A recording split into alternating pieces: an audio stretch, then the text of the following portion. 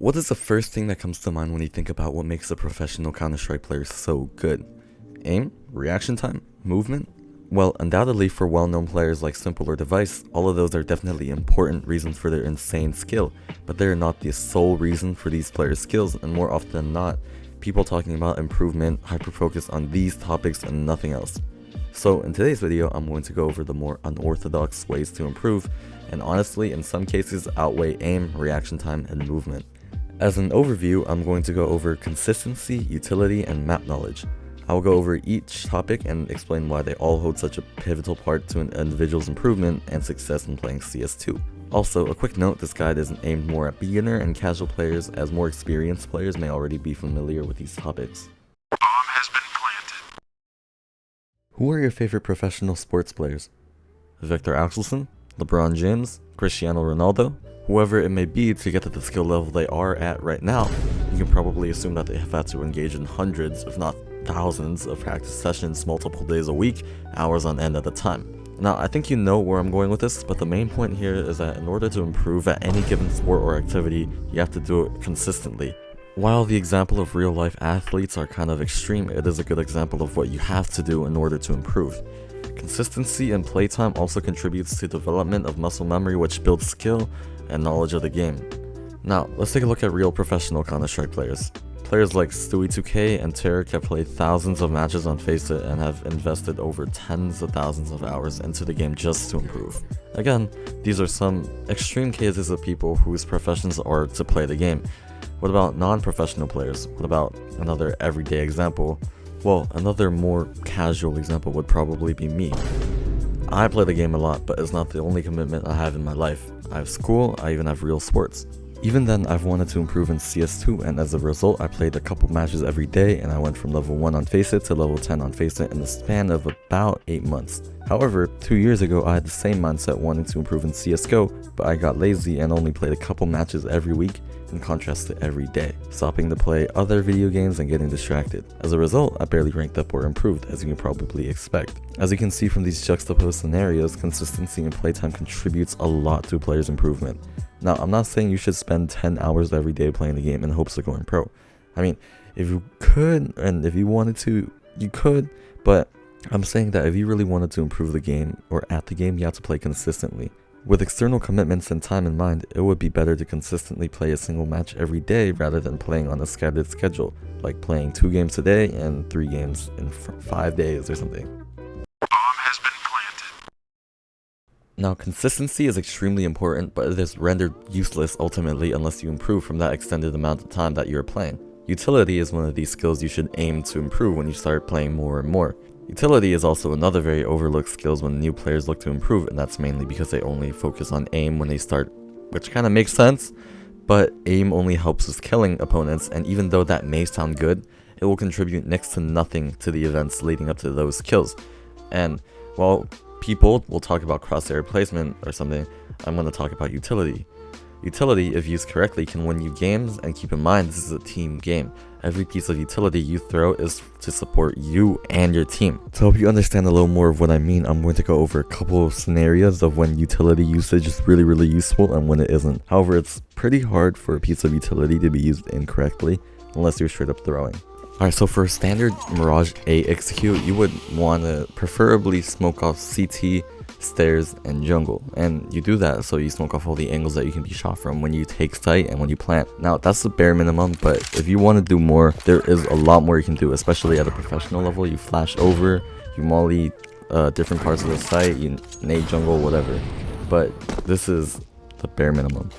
Alright, really quickly, let's get an overview of the A bomb site on Mirage, right? So I've marked out all the spots an enemy CT could be hiding, especially as a T-SAL when you're coming out, and these are angles you want to clear. As you can probably see, there are a lot of angles that you have to clear, but if you smoke off the site with the 3 smokes that I just told you about, that eliminates a lot of different angles that you have to clear. And as a result, you can focus more on the players on site, and you can clear them out easier, especially even if you have a player in Palace. And aside from all the smokes, you have to throw other utility as well. You can't be stingy with it, because just remember, utility helps you get a kill, and it's the basically events leading up to the kill.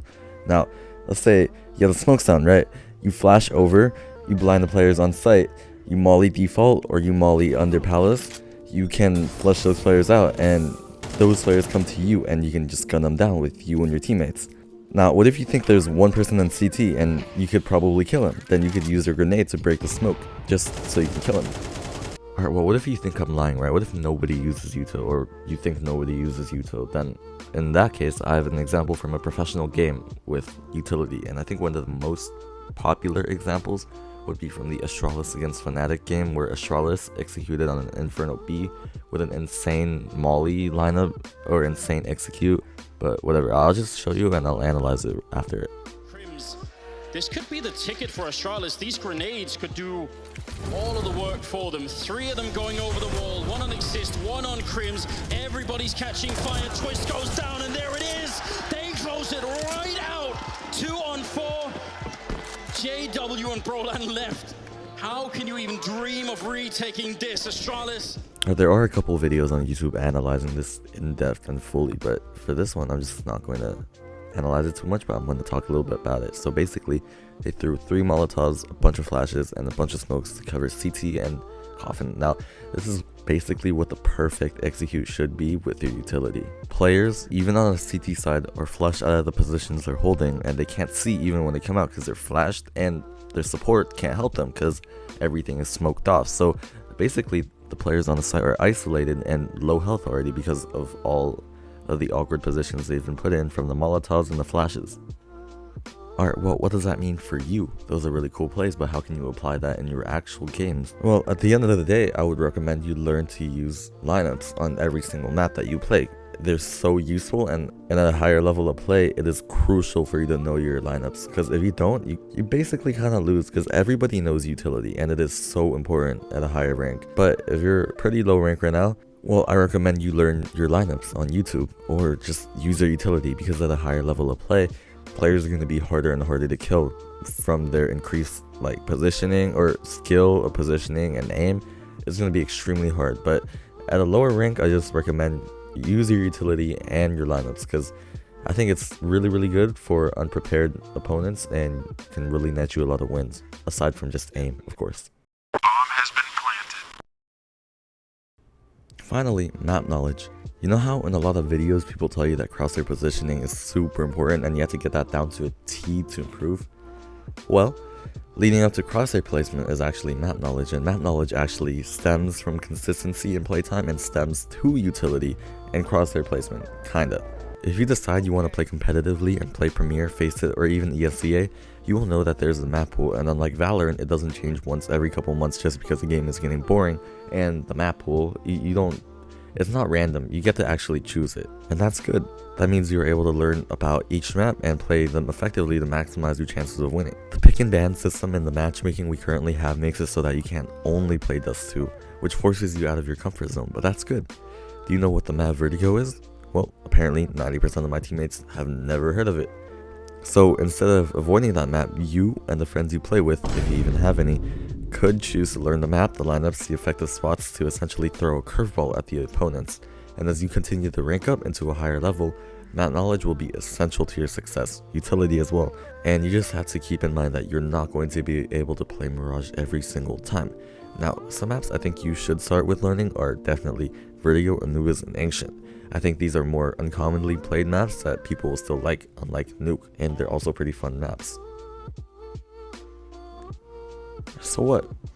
So from what I'm saying, should you completely neglect aim and focus only on the topics on this video? Obviously not, homie, come on. From the illustration from before, aim is another crucial part of the game that nets you kills. But to get up to that part, you're gonna need consistency, utility usage, and map knowledge. And when I talk about consistency, I mean playtime. And consistency in game, like to play well repeatedly, also works, but it's a really hard factor to control. So I'm not gonna really talk about that or get into that too much. Alright, hey everyone, the video is basically over here, and if you want to leave, you can go ahead, but there are some things I want to talk about. So this video took me around maybe 2 or 3 weeks to make because it was the biggest video I've ever worked on, and probably because of the After Effects animations that I've added and the entire script that I wrote for this video. So if you're down, you should definitely sub and like, and so you can see more. Also, I may do more of these videos in the future with tutorial videos on how to improve, but because I took so long on a 3-topic video in a singular video, I probably will only do one topic in the future and go more into depth on that one topic. And I'll probably be posting more skins videos and highlights in the future, so stay tuned for that. And I think that should be it. I'll see you guys in the next one. I hope you guys enjoyed this video as well.